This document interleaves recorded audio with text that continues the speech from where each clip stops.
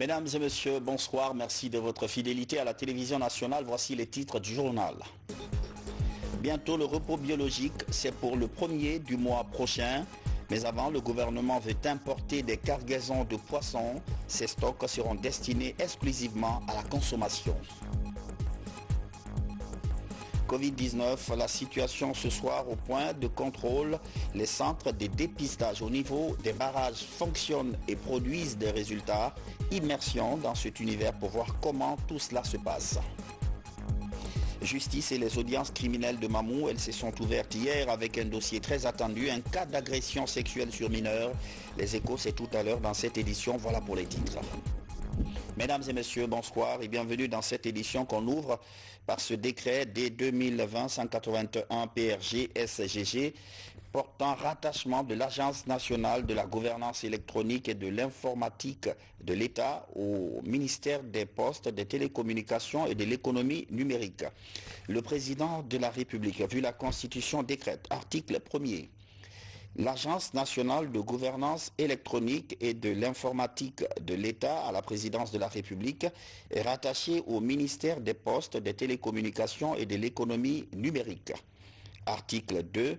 Le présent décret qui abroge toutes dispositions antérieures contraires, notamment celle du décret D 2020-015 PRG-SGG du 15 janvier 2020, prend effet à compter de sa date de signature, sera enregistré et publié au journal officiel de la République.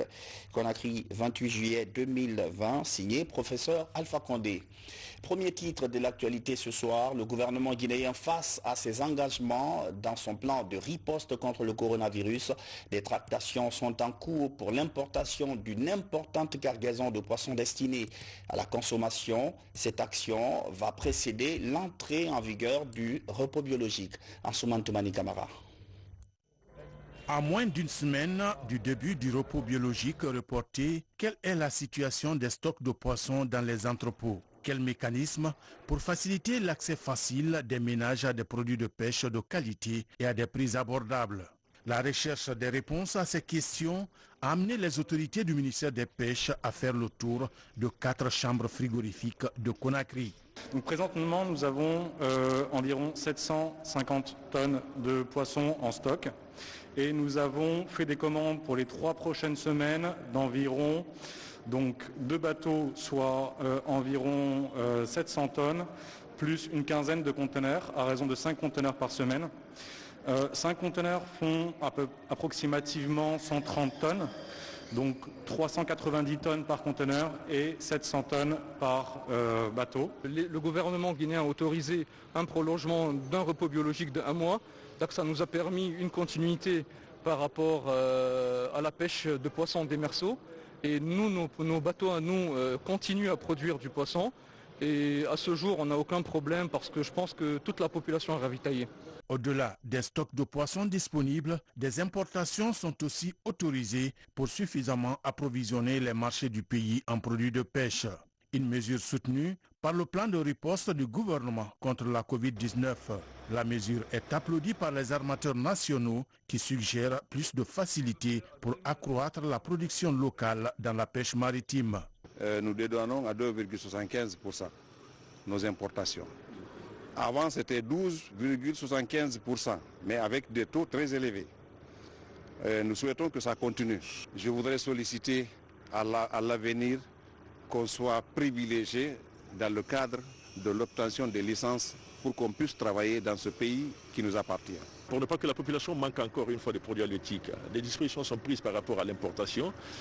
Aujourd'hui, demain, après-demain, nous allons nous rencontrer avec les partenaires, avec les armateurs, et on verra dans quelle mesure nous pouvons anticiper pour être pro-réactif pour importer beaucoup plus de poissons par rapport à ce que nous avons vu dans les entrepôts. Pour une gestion durable des ressources halieutiques, la Guinée entame à partir du 1er août, et ce pour 2 mois, le repos biologique de 2020 dans ces zones économiques exclusives. Cette mesure, selon les autorités, ne concerne pas la pêche artisanale qui fournit plus de 70% des poissons destinés à la consommation des ménages en Guinée. 146, c'est le nombre de femmes qui bénéficient d'une manne financière. Elles reçoivent un prêt de 4 milliards de francs guinéens comme mesure d'accompagnement en cette période de crise sanitaire. Le remboursement est souple avec seulement un intérêt de 5%. Les deux fédérations de femmes, marailleuses et fumeuses de poissons, viennent de récupérer leur chèque. Abdul Karim Kamara.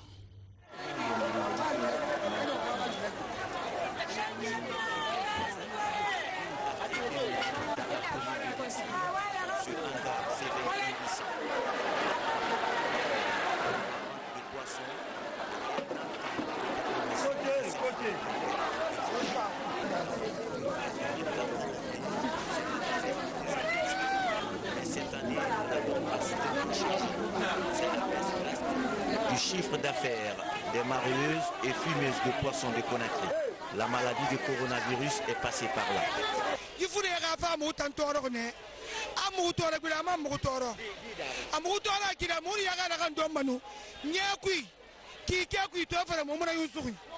Pour le respect des mesures barrières, le temps de vente dans ce hangar a été considérablement réduit. Nos fournisseurs aussi ont réduit leur capacité d'approvisionnement en poissons. De Matoto à Boulbinet, en passant par Kenyan et Teminetaï, le Covid laisse voir les mêmes impacts dans ces centres de fumage, ports de pêche et marchés. Pour apporter une solution adaptée à ces difficultés, grâce au fonds d'appui aux entreprises, un prêt remboursable de 4 milliards de francs guinéens est fait à ces marieuses et fumeuses de poissons.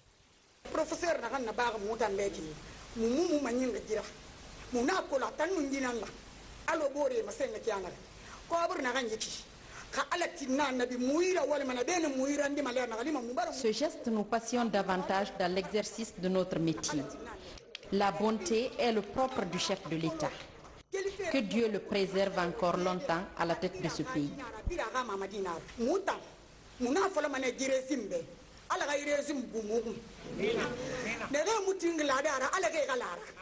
Le secteur des poissons étant affecté, c'est l'une des principales denrées de consommation en République de Guinée et c'est une des activités aussi phares des femmes en Guinée après l'agriculture.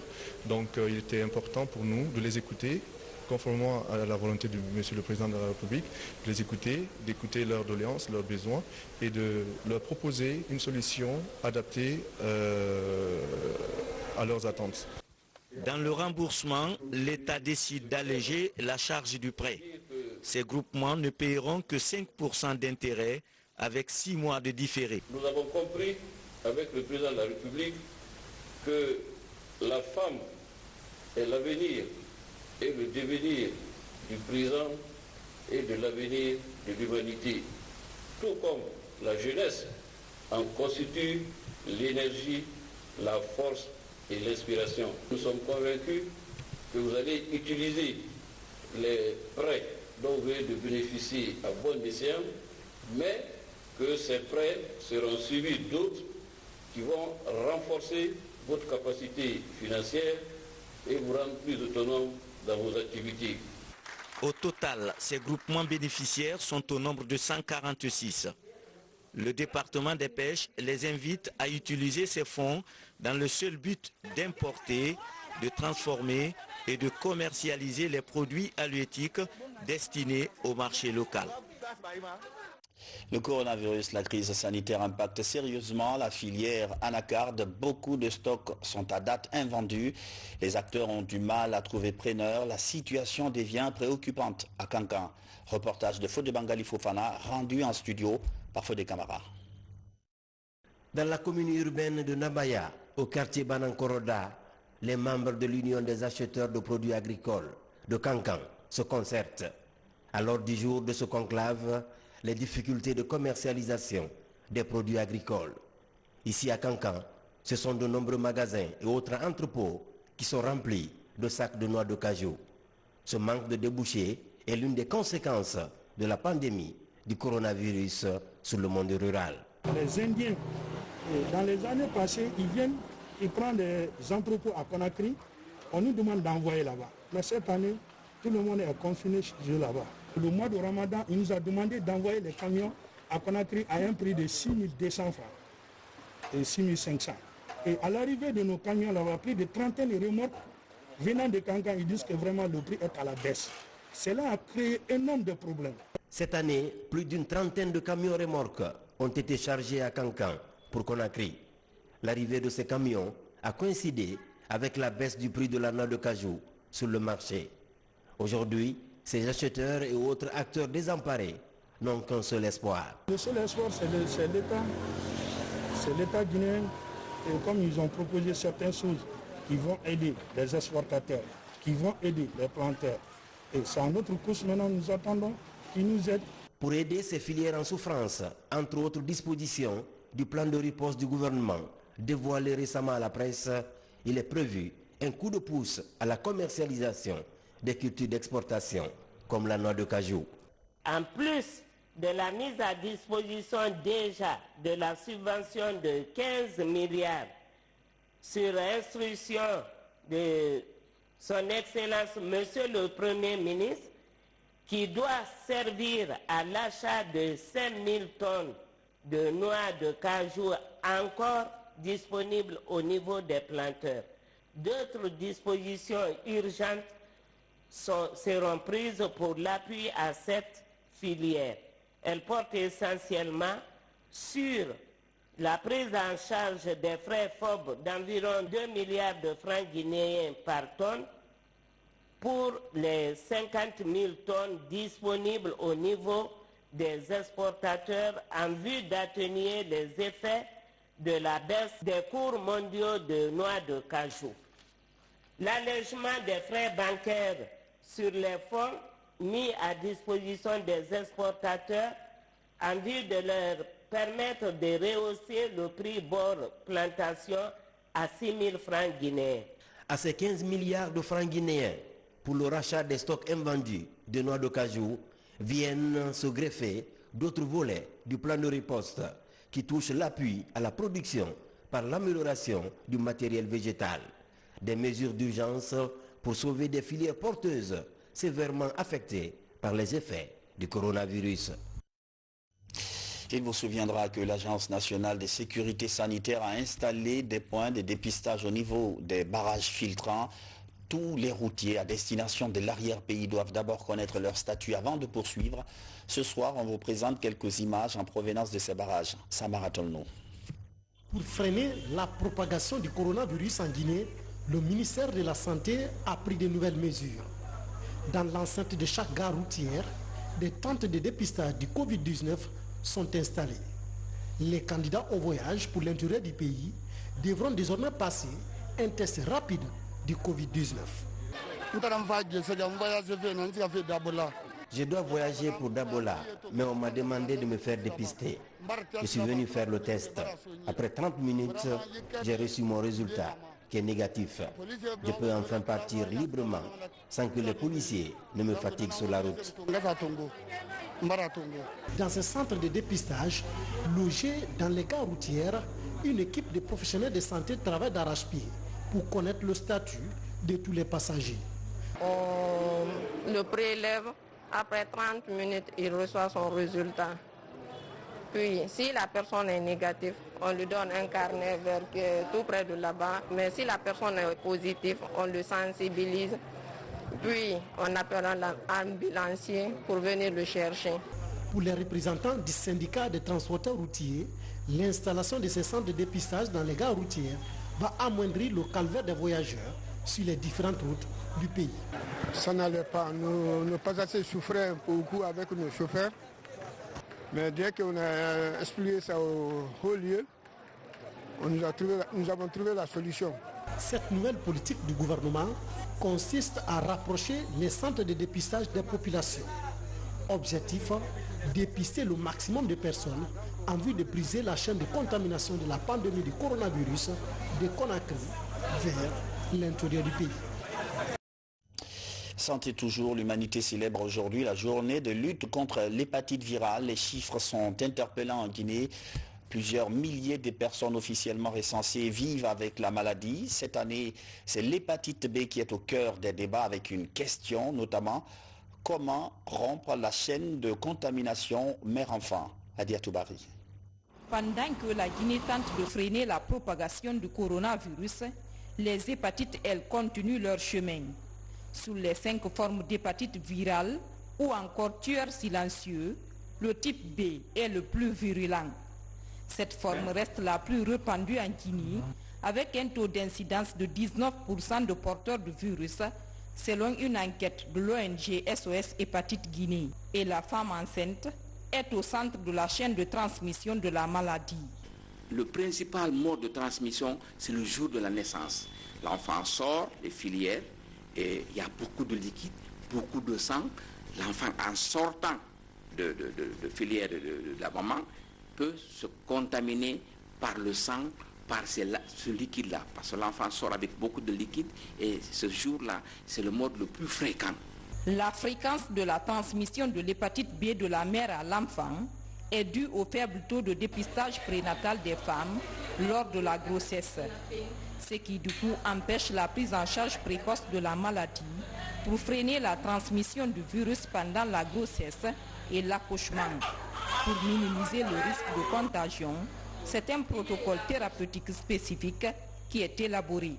Une femme en grossesse qui a le virus de l'hépatite B confirmé par ELISA doit commencer à prendre le tenofovir dès le 6e mois pour protéger son enfant. 6e mois de la grossesse. Et continuer 3 mois après l'accouchement. Et cet enfant-là est obligatoirement doit être vacciné dès la naissance. Au fin de le laver, on doit le vacciner par un vaccin contre l'hépatite B, vaccin monovalent. La vaccination va continuer au 46e jour de sa naissance par le pentavalent. Dans ce centre spécialisé dans le traitement des hépatites virales, ils sont 3085 malades pris en charge.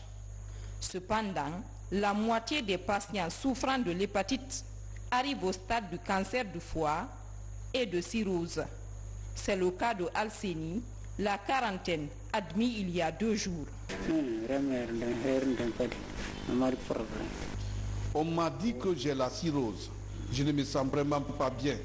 J'ai mal partout, notamment au ventre et aux côtes. La Guinée fait partie des 22 pays africains francophones reconnus par l'OMS dans la prise en charge des hépatites, ce qui a valu au centre SOS Hépatite Guinée une reconnaissance de son engagement dans le combat contre cette maladie contagieuse, même si pour l'instant, la vaccination reste le seul moyen préventif. Éducation, lundi prochain, ce sera le coup d'envoi des examens de fin d'année au niveau du professionnel.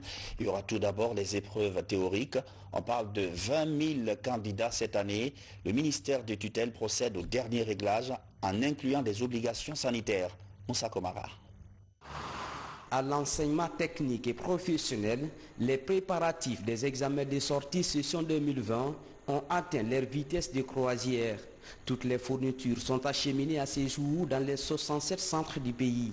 La liste des 22 177 candidats, dont 10 821 filles, des écoles publiques et privées est disponible.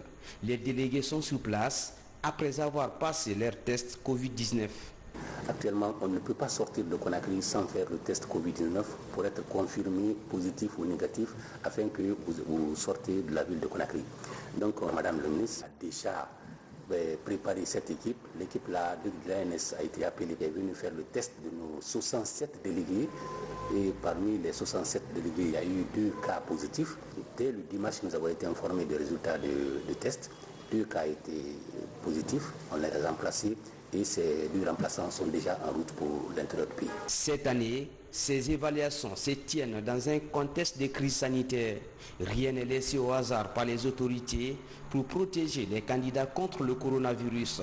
Chaque centre d'examen va être doté de kits sanitaires et partout, le respect des mesures barrières sera obligatoire. La première mesure de cette année, c'est le respect des barrières sanitaires. Parce que nous avons un slogan, ce slogan, à l'issue des examens de sortie des écoles techniques et professionnelles, qu'on ait 0 contamination. Il n'y a pas eu de contamination pendant les cours quand l'État a demandé la réouverture des écoles. Il n'y a pas eu de contamination.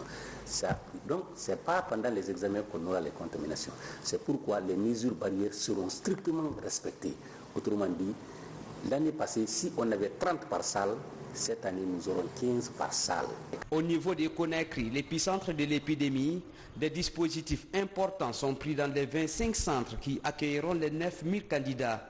Tous seront évalués dans 108 filières en théorie et pratique. J'ai imposé une carte spéciale examen. J'ai 7 membres de l'inspection régionale qui vont passer dans chaque centre pour contrôler effectivement les cartes et voir ceux qui détiennent les cartes si c'est eux, pour éviter les cas de fictifs. Les barrières sanitaires sont respectées dans toutes les écoles techniques et professionnelles au niveau de Conakry. Les épreuves pratiques seront lancées une semaine après cette théorique. Justice, direction Labé, où se sont ouvertes les audiences criminelles au tribunal de première instance. Le coup d'envoi des travaux, c'était hier. 5 dossiers sont prévus en jugement. Il y a notamment des affaires d'assassinat et des viols. Kerno Younoussaba. C'est le premier procès criminel au compte de l'année 2020 à Labé. Ici, les audiences s'ouvrent sur fond d'espoir pour les victimes en quête de justice depuis des années. À travers ce jugement, le tribunal va examiner de nombreux cas de crimes commis dans la préfecture et environnant en vue de réhabiliter les citoyens victimes d'abus. Je tiens à rassurer à tout un chacun que le principe du contradictoire et de la présomption d'innocence, consacré par les conventions internationales auxquelles la Guinée est partie, ainsi que les lois internes dont la Constitution, le Code pénal et le Code de procédure pénale, sera respecté au cours de toute la procédure. Dans un premier temps, une dizaine de personnes comparaissent à la barre. Les présumés accusés d'infractions graves vont s'expliquer sur les faits mis à leur charge.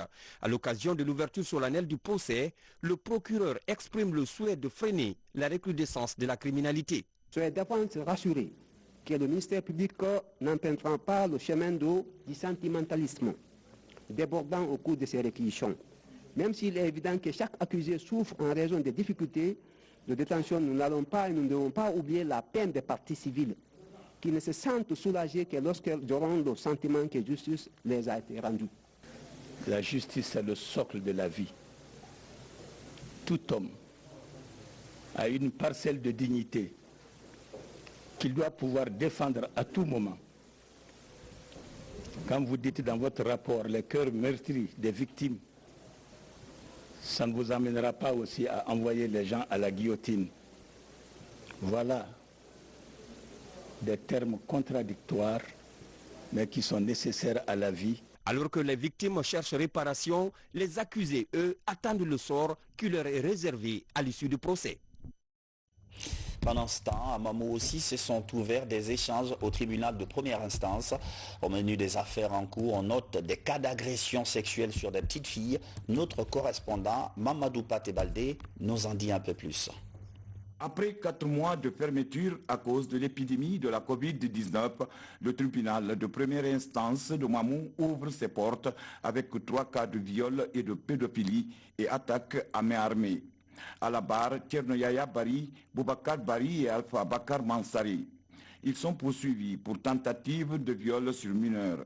Après une audience qui a duré 4 heures, le président du tribunal de première instance de Mamou, dans sa délibération, les a condamnés à 7 et 8 ans de prison selon les articles des 167, des 168 et 18 du Code pénal et de l'article 255 du Code de l'enfant. L'agression sexuelle est en train de faire légion à Mamou. C'est pourquoi justement on a décidé d'aller à la vitesse supérieure pour pouvoir éradiquer ce fléau-là. Parce que imaginez un peu qu'une personne âgée environ de 30 ans tombe sur une fillette de 8 ans. Vous imaginez un peu cette abomination et cette ignominie. C'est pourquoi justement on a tenu à ce que notre politique pénale consiste justement à lutter efficacement contre ce fléau-là. Quant à Ousmane Keïta, accusé de vol à main armée, coups et blessures, le tribunal, suite au plaidoyer formulé par la partie de la défense, demande son acquittement pur et simple, faute de preuves contre un conducteur de taxi-moto en application de l'article 544 du Code pénal. Le ministère public n'a pas pu apporter moins de preuves, donc il s'est basé sur de simples déclarations et avec les certificats médicaux qui ont été versés dans le dossier. Donc c'est ce qui a poussé que le tribunal finalement a condamné les deux et acquitter purement et simplement M. Ousmane Keita. Actuellement, les accusés sont en détention à la maison centrale de Mamou pour purger leur peine. Ce qui relance la lutte contre les viols sur mineurs, le banditisme et les crimes organisés qui prennent de l'ampleur dans la région de Mamou. À bientôt le réseau national des femmes élues locales de Guinée, c'est une idée que caresse le nouveau département en charge des droits et de l'autonomisation des femmes. Le projet est appuyé par le programme des Nations Unies pour le développement. Une rencontre vient de se tenir à cet effet à Kindia. Djenaya Sané. Depuis sa nomination à la tête du nouveau département en charge des droits et de l'autonomisation des femmes, Raobe Avogui multiplie des initiatives pour défendre la cause des femmes. La mise en place du réseau national des femmes élues locales de Guinée en est une illustration. C'est de faire impliquer davantage les femmes dans les différentes prises de décision au niveau local.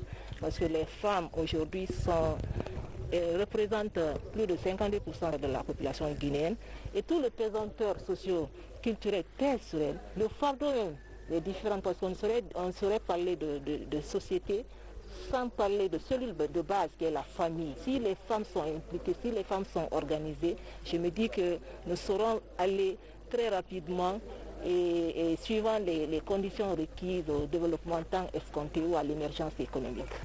C'est un bureau composé de femmes venues de différentes régions du pays. Il aura pour rôle de défendre la cause des femmes guinéennes au niveau des instances de prise de décision. Dans beaucoup d'activités, les femmes sont marginalisées. Et cette marginalisation part depuis à la base. Donc, d'après cette formation, nous devons rendre compte à nos femmes qui n'ont pas eu la possibilité ou la chance de venir à cette rencontre. Cette initiative du ministère des Droits et de l'Autonomisation des femmes est appuyée par le programme des Nations Unies pour le développement PNUD. Une manière pour cette institution onusienne de soutenir les actions de promotion de la femme guinéenne. Le PNUD est engagé à accompagner l'État guinéen dans le cadre de plus d'accès des femmes à leurs droits, mais également à la participation politique des femmes, en vue d'avoir des lois et des règlements favorisant l'accès des femmes aux mandats électoraux et aux fonctions électives, mais également renforcer les capacités des femmes élues et des femmes en politique. Né de la volonté des autorités du département en charge des droits et de l'autonomisation des femmes, ce nouveau réseau compte élargir ses actions sur toute l'étendue du territoire national. Humanitaire dans cette édition avec ce geste à l'endroit de quelques orphelinats de Guinée, geste réalisé par une ONG locale, un geste hautement salué par les bénéficiaires. Pour en savoir plus, voici ce reportage de Mounir Bari et Abdoulaye Diallo. Un geste humanitaire qui vient redonner le sourire à ces 27 enfants en situation difficile. Ils reçoivent la visite de l'ONG Dream Come True. En français, le rêve devient une réalité. Ces orphelins constituent une couche très importante de la société. Ils bénéficient de la chaleur humaine des élèves de la Sainte-Marie en cette période pluvieuse, en recevant de nombreux cadeaux composés de vivres et autres objets ludiques. Nous sommes venus ici pour les aider, les comprendre et surtout les encourager parce qu'on veut leur faire comprendre qu'ils ne sont pas seuls, qu'il y a plus de gens qui se mettent à leur place. C'est juste un début, comme je vous l'ai expliqué, nous allons juste commencer, mais nous espérons que vous comprenez ce que nous ressentons et que vous mettez à la place de ces enfants qui n'ont pas la chance que certains ont. Nous sommes très heureux de votre symbolique visite, de vos nobles encouragements et du magnifique don que vous nous faites. Ils contribueront à alléger le lourd poids de nos difficultés et à nous offrir une vie confortable. Les difficultés majeures que nous avons dans notre orphelinat portent sur le loyer, la scolarité et l'alimentation. En dehors de celle-ci, notre absorption et notre éducation se déroulent avec un particulier bonheur qui construit lentement notre personnalité et nous prépare à une vie responsable dans la société. Dream Come True est créé en janvier dernier au groupe scolaire Sainte-Marie par les élèves de ce temple du savoir. Tous se sont investis à travers leurs propres moyens pour donner le sourire aux enfants orphelins. Ils comptent multiplier ces actions à travers toute la capitale, mais également à l'intérieur du pays. Une grande perte pour le pays. El Haj Hamadi Kenema a rejoint sa dernière demeure ce mardi. Ce proche du président Alpha Condé et patron des renseignements était un homme ouvert d'esprit. Parents, amis et alliés se sont mobilisés dans le strict respect des mesures barrières pour lui rendre un dernier hommage. Yaya Silla. Kenema, son nom à l'état civil, mais très affectueusement appelé Kenema dans les milieux professionnels. Il était le patron du renseignement guinéen.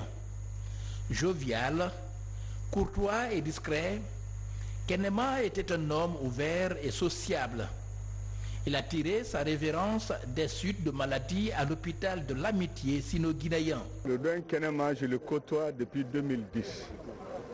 Depuis main dans la main, il nous a entourés de tous les soins. Ce que je retiens de l'homme, personne ne vient le voir et qui se retourne non satisfait, déçu de lui. Cet homme a été un homme brillant. Brillant à l'école. Au Sénégal, il a eu son bac où on l'a donné cadeau, la rentrée à l'université, les frais universitaires. Les professeurs se sont rassemblés pour lui trouver une bourse pour l'envoyer en France à Lille. Il a été brillant. Il est un des fondateurs du RPG. Hamadi Kenema est parmi les anciennes générations de la police nationale. Avec plusieurs années d'expérience, il jouissait toujours de la confiance et de l'amitié du président de la République. Vraiment, c'était quelqu'un de bien. Je l'ai connu, ça fait très longtemps, qui a beaucoup servi le président de la République, le professeur Alpha Condé, vraiment qui était là pour tout le monde. À chaque fois que tu viens, il est là pour toi. Donc vraiment, il est disponible à tout le monde et que vraiment, on regrette aujourd'hui sa disparition. C'est un homme de cœur, un patriote qui a servi sa nation, qui a donné toute sa vie à sa nation et qui a toujours été à l'écoute au service des populations pour continuer à lutter pour la paix et la quiétude dans ce pays-là, que son âme repose en paix. La Guinée a perdu, c'est toute l'Afrique qui a perdu. Hamadi Kenema s'en est allé en laissant derrière lui 2 orphelins, un garçon et une fille. Paix à l'âme de l'illustre disparu. C'est la fin de cette édition d'information. Merci de votre fidélité à la télévision nationale. Demain, vous serez avec Makale Souma pour le journal complet. Bonsoir.